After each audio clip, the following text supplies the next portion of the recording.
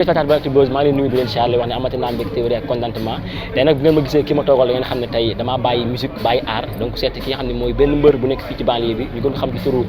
Bour Siteu am combat le 25 juillet fa nga xam ne mooy ci stade arène nationale lamb jooju nga xam ne la grand combat bi mi ngi nekk ci ki nga xam ne mooy Neko Réel ak Marley mu nekk lamb bu doy waar waaye moom mu am combat ak ki nga xam ne mooy Malick waaye ñoom ñaar seen combat dina neex lool ndax booba léegi ñoom ñaar fu mu dajee moo ci mbedd yeeg signature contrat fu mu dajee rek day neex day yëngu ndax ñaari mbër lañ loo xam te ni dañu am ambiance di bégal doomu aadama yi ba tax tey ma seet ko moom mi nga xam ne mooy Bour Siteu avant da koy bàyyi mu daal nuyoo ko ñi nga xam ne ñu ngi à travers ACTUBUZZ bu maa ngi lay ziar. waaw ziar nañ la prési maa lay bëggee bu baax waaw ginnaaw bi ñu sant yàlla julli sant bi di sant samay ñaari waajur di sant waa Géejawaay bu baax a baax di sant tamit xam nga fi ñu ñëw nii fii yow nga ñëw tey seet si ma xam nga ACTUBUZZ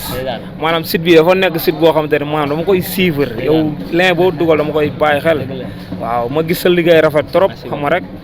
waaw tey nga seet si ma fii mu nekk xam nga rek waaw maanaam lu xam nga waaw di nuyu waa Géejawaay bu baax a baax waaw tey ndeysaan ku ci mel ni sunu grand bi nekk sunu ginnaaw Sarenzo waaw maanaam su ma mag la woon su ma lépp la woon daan ànd ak fu malaat xam nga waaw maanaam tey fii ji bi tey bu demee ba mel nii sax nga xam te ni moom ndeysaan seen si loxoom la jógee ak ku ci mel ni fu malaat sunu grand frère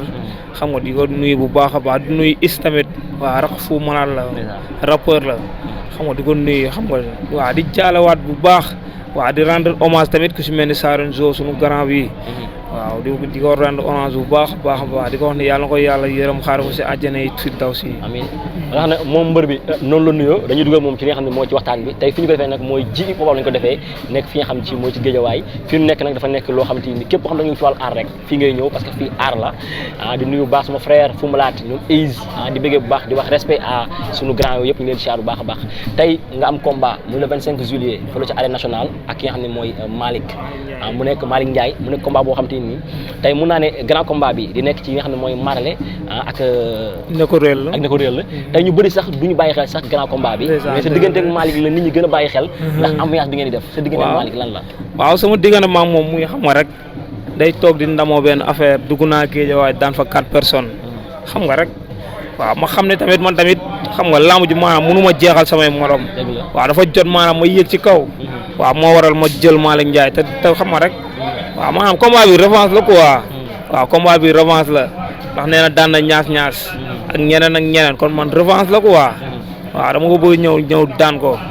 waaw ndax dafa bëri wax lamañ bee rëy mu ngi wër di wax rek naan Géejawaay affaire yi di wax mais foofu doguma la est-ce que gis nga Malick Ndiaye bu baax a baax entraîné na de waaw gis naa ko bërki démb rek lañ doon def suñu face to face Lutte TV waaw di nuyu Jumbo bu baax ak Pape Sarr ak Alain rent Dakar ñu ñëw tëggu combat bi maa ngi nuyu bu baax fan yii rek lañ doon def face à face mu nekk foofu di simee ko di wane ay tànkam yu peer yooyu su ma laa gis nga bu baax est-ce que gis nga ni mu toll waaw gis naa ko maanaam ni mu mel rek la mel waaw te dama bëgg sax mu gën a yokku gën a ngande dama sax man Bour Siteu dama aay si luur waaw man dama aay si luur quoi mooy da nga aay ci ponkal yi dama aay si ponkal yi waaw mooy luur rek ma dama bëgg sax mu gën a yokk waaw ndax mu gën a yomb si man te parce que guddi yi waaw maanaam li may teg sama bopp man gëm naa ni Malick Ndiaye du teg loolu boppam waaw te parce que damay liggéey dama nekk ci ay loxo guddi yi wallaahi dama nekk ci ay loxo di nuyu alaaji naar bu baax a baax waaw di ko sant bu baax li ma leer ba leer mooy leen combat bi li ma sànq laay waxaat combat bi dafa nekk combat boo xam te ni dafa exceptionnel adduna ñëpp koy xaar ndax fu ngeen daje ñaar ci signature contrat wala ngeen day sax ci mbedd day mel ni jour boobu ngeen war a bëre est-ce que nekkul da ngeen amoon benn haine bu ngeen jàppoon ku nekk sa morom ba tax fu ngeen daje dañ koy wane non dëgg la c'est que fan yi passé si biir koor gi moom li muy def affaire u tàpp la daa am ñu mu yónni sama kër ñooñu ñëw fa ne ay policier lañ mais fekk ñu ma fa quoi waaw maanaam dañ ma woo ne ma am na ñu ñëw am na ay alkaati yu ñëw nee na yow la ñuy seet boobu maa ngi sama ginnaaw koñ ma ne soxna bul coupé téléphone maa ngi nii di ñëw nañ taxaw xaar ma rek ñu génn daw ndaka da Malick Ndiaye moo leen yónnee nee na ay policiers lañ koy bu noonu nañ ma xaar rek ma ñëw léegi ñoom ma génn ñoom ñëpp ñu daw dem ci kaw loolu noonu ñoom ay policiers lañ ñu sol comme visite ñëw na ay policiers lañ waaw après yow nga toog ban yëg-yëg nga am ci loolu est-ce que boo leen fekkoon yow mu leeral la ñii nii leeru la ba xam ay policiers la wala ñooy policiers nak ngay dundee ak ñoom mais xam nga nit boo nekkee sa dëgg maanaam nga nekk sa dëgg yow gëm ne yow defoo lenn loo xam te lu la yoon di toppee waaw boo toogee ñu ne la police nii sax da ngaa war a daw si sax ñëw balaa ñuy dem waaw man noonu laa ko jàppee woo quoi maanaam amul pression amul dara bañ ma ko sama soxna moom wax ma am na ay 5 kii ay alkaati lañ nee nañ yow la ñu seet boo maa sama ginnaaw koñ kër géwalee cee nag sama gars yi ñoom Faala ñoom Moussa Baye Bas Bàcc xam nga ñoom Galas ñoom gars yi xam nga gars yi woo ma wax ma ko man la buñ dem nañ ma xaar ma tëb di génn rek naka ñu génn rek daw sama jabar ne ba ñuy génn dañ doon daw xam nga Malick Ndiaye na bàyyi loolu signature yi waxaat na ma ko dama yow xam naa ba sa kër ma xam ne kon moom moo def loolu te moom moo ko def weddiwu ko waaw mais ñooñu mënoon nañ taxaw xaar ma rek fekkee ay alkaati la lépp dina leeree foofu en tant que jeune wala en tant que nit koo xam ne conscient nga buñ la fekkoon naka ngay dundee ak ñoom naka ngay réagir ak ñoom non maanaam damaa nekk ci combat ak déggoo lu ma la wax comme maanaam nit gis nga nit boo nekkee sa dëgg laa la wax boo gëmee ne yow defoo loolu alkaati di toppee waaw maanaam dafa am neneen nu ma doon ñëwee parce que si combat laa nekk xam nga waaw si combat laa nekk damay waaj combat de man maanaam waa Géejawaay daf yaakaaru Géejawaay laa moo tax man sama lépp day leer ñooñu bu ma leen fa fekkoon jour waru ñoo daw kuy daw policier pour boo nee policier nga kay da ngay taxaw mais taxawal bu nee na mu ngi ñëw mooy gaaw daw si ñëw fekk leen ñu daw dem taal seen oto daw naka dem Malick Ndiaye moo leen yoon loolu affaire u tapet la te moom leer na ma ni ñëwul daa yónnee na bàyyi ñu muy yónn di sang doomu jàmbur yooyu baaxul waaw tey nga nekk mbër di waaj combat le 25 juillet foofu ca arène nationale tey Bour Siteu tey bu toogoon tey ñu ne ko Malick Ndiaye daan na ko est-ce que dina ko gëm non loolu nekkul sax loo xam damay toog nii di si xalaat wala ma si dutee sama diggante maag Malick Ndiaye man combat bi maanaam aw ma sax pression maanaam comme di toog nii naan ay Malick Ndiaye bu ma daanee nii ak nii te parce que combat bi chaque jour ma wax ko combat bi du Malick Ndiaye waaw man maanaam dafa am guddi dafa am lu may bëre wala lu bëri kon su ma la dégg baax mooy Malick Ndiaye dafa dugg Géejawaay am ñu mu daan léegi ñooñu nga bëgg a jël revanche ba tax nga gën a forcer pour jël combat bi nii waaw dëgg la ñooñu laa bëgg a jël revanche ndax Géejawaay la dugg daan samay mag waaw loolu revanche la mais moom nekkul moom moo tax xam nga waaw maanaam nekkatul adversaire Bour Siteu man nekkul adversaire laay préparé te parce que li ci kanam laay préparé adversaire yi nii après lu ma war a ñëw exploité ko nii mu jeex nii rek mais sama diggante ma Malick Ndiaye nekkul sax lu may toog di bàyyi xel Malick Ndiaye wala ma naan nii laa war a def wala nii wala non ci li ma nekk maa ngi ci nekk di liggéey bu baax te bi su combat boobu moo simee ko danga xam ne Bour Siteu nekk na ci daa am ci ay loxo yu mu nekk waaw di nuyu Sall oni bu baax a baax tey combat bi dina nekk loo xam ne lu doy waar la noo doon muy le 25 juillet foofu nga xam ne mooy stade arène nationale combat bu war neex la nag ku xef ku nekk doo gis làmb est-ce que di ngeen bëre wala da ngeen di ñëw rek def yi fi caaxaan rek dem non combat bi maanaam dama si bëgg a wane sam bopp wan ni waa Géejawaay man ndax am na dama dégg am ñoo xam ne ñu naan Bour Siteu mënul xeex waaw maanaam combat bi dama ñëw pour wan ni waa Géejawaay man jàmbaar laa gaynde laa tarkindaa laa du ma ragal waaw maanaam dama war a ñëw wane bagaar sama combat maanaam day am bagaar force waaw combat boobu maanaam day am bagaar te parce que man loolu laa pare pour bëre ak moom. kon yow su ma la dégg baax mooy yow pare nga pour bëre ak moom mais pare nga pour xeex ak moom doog a bëre. xeex bu méttee. est-ce que di nuyu Père Gomes bu baax a baax. est-ce que boo xeexee du la gaañ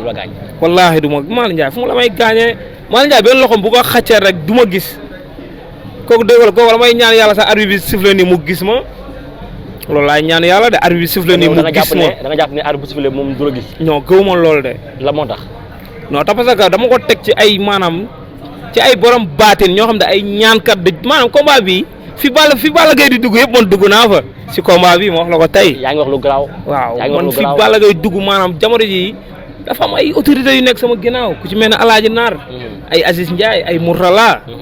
ñooñu tey xam nga rek. foofu sax laay ñëwee sa diggante ak. maanaam ñooñu dañ may dooleel bu baax a baax. foofu sax laay ñëwee sa diggante ak ki nga xam ne mooy Aziz Ndiaye ngay liggéey ak moom. ban relation ngeen sekk ba tax ngeen di liggéey yéen ñaar. waaw di ko nuyu bu baax a baax di nuyu Baye Ala Ndiaye papaam di wax ni yàlla na ko fi yàlla yàggal. sunu papa jooju. Baye Ala Ndiaye yàlla na ko fi yàlla yàggal Aziz Ndiaye nag xam nga rek nit ku baax la xam nga. waaw moom ndeysaan mu gis ma xam nga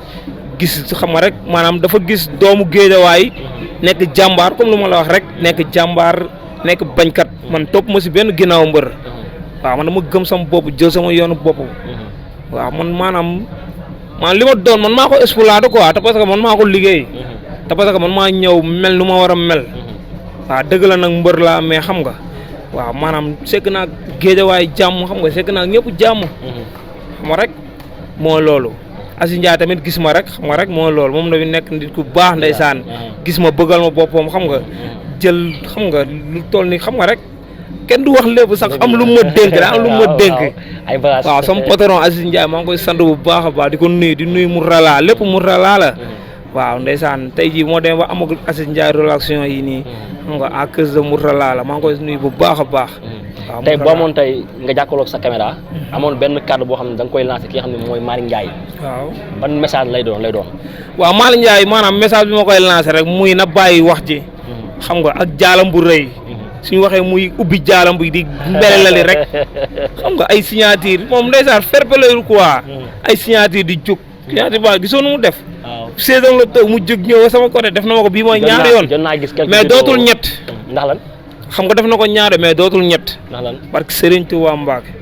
ndax lan non dafa am fu ma ko teg rek xam nga ne dañuy tere signature contrat ku dóor nit ku dóor dañuy tere sax kuy def affaire violence te yow gis nga affaire violence yu muy def waaw maanaam soo déggee man la du ñett du nekkatul maa ngi moom ñooy toog di defar ay signature contrat te parce que kooku fair play waaw te maanaam àdduna nit ñi maanaam dañoo bëgg nit ku fair play bëgguñu kuy def affaire violence dañuy tiit am na ñoo xam bëgguñu yooyu dañ lay sax ragal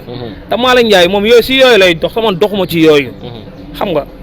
waaw maanaam am na yenn yoo xam moom bu ko defee sax man mun naa ko si fekk si te parce que man joobee man noonu waaw moo tax man la kooku suñu toog maa moom dootul ñett quoi